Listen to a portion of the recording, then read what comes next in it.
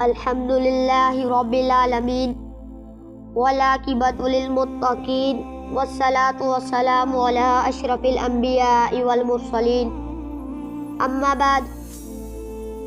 معزز سامعین، آج ہم ایمان کی اعلیٰ اور ادنیٰ شاخوں کے بارے میں پڑھیں گے۔ صحیح بخاری حدیث نمبر 9، وعن ابو ہریرہ رضی اللہ تعالی عنہ قال قال رسول اللہ صلی اللہ علیہ وآلہ وسلم العباد بضع وسبعون شعبۃ۔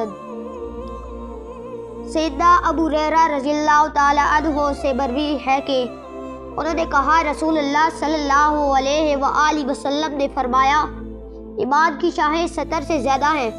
سب سے اعلیٰ درجے کی شاخ لا الہ الا اللہ کہنا ہے، اور سب سے ادنیٰ شاخ تکلیف دہ چیزوں کا راستے سے دور کر دینا ہے۔